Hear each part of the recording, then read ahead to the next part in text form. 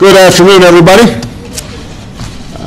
Yesterday, before votes were tallied, I shot a video that some of you may have seen in which I said to the American people, regardless of which side you were on in the election, regardless of whether your candidate won or lost, the sun would come up in the morning. And that is one bit of prognosticating that actually came true. The sun is up, and I know everybody had a long night. I did as well. I had a chance to talk to President-elect Trump last night, about 3:30 in the morning, I think it was, to congratulate him on winning the election, and I had a chance to invite him to come to the White House tomorrow to talk about making sure that there is a successful transition between our presidencies. Now, it is no secret that the President-elect and I have some pretty significant differences. But remember, 8 years ago, President Bush and I had some pretty significant differences. But President Bush's team could not have been more professional or more gracious in making sure we had a smooth transition so that we could hit the ground running. And one thing you realize quickly in this job is that the presidency and the vice presidency is bigger than any of us.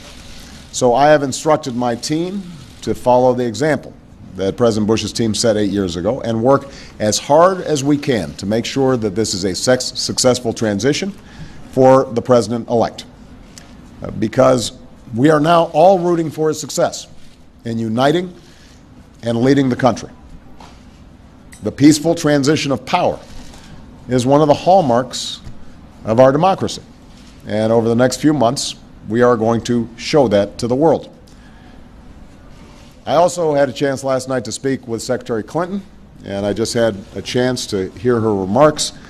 I could not be prouder of her. She has lived an extraordinary life of public service. She was a great First Lady. She was an outstanding senator for the state of New York, and she could not have been a better Secretary of State. I'm proud of her. A lot of Americans look up to her.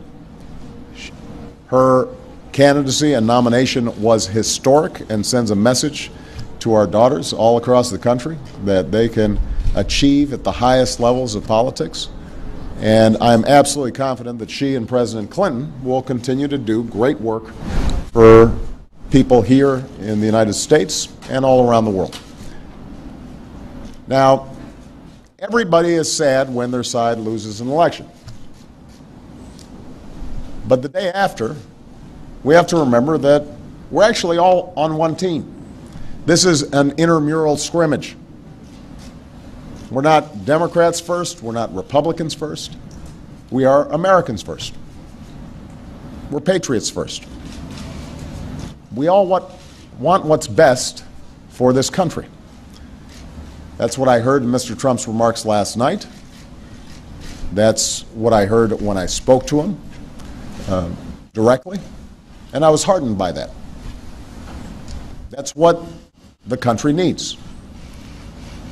A sense of unity, a sense of inclusion, a respect for our institutions, our way of life, rule of law, and a respect for each other. I hope that he maintains that spirit throughout this transition, and I certainly hope that's how his presidency has a chance to begin. I also told my team today to keep their heads up, because the remarkable work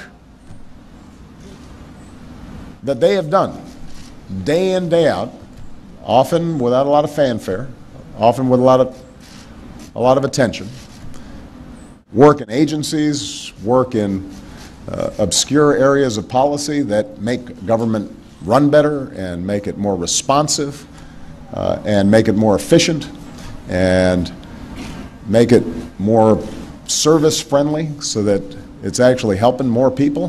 That remarkable work has left the next president with a stronger, better country than the one that existed 8 years ago. So win or lose in this election, that was always our mission. That was our mission from day one. And everyone on my team should be extraordinarily proud of everything that they have done.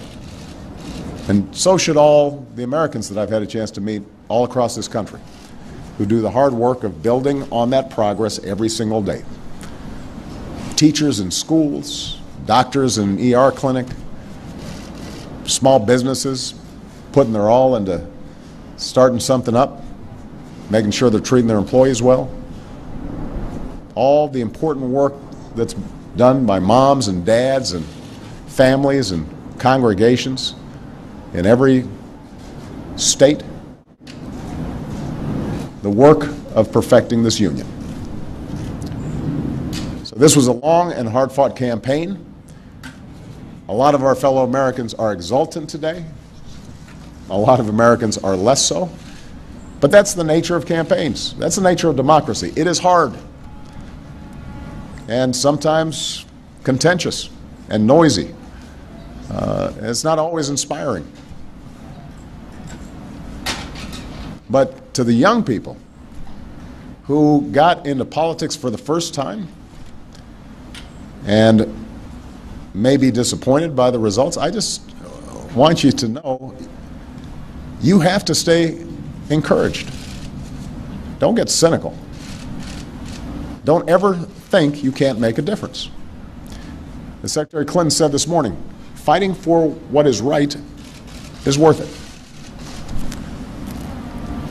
Sometimes you lose an argument. Sometimes you lose an election. You know, the path that this country has taken has never been a straight line. We zig and zag, and sometimes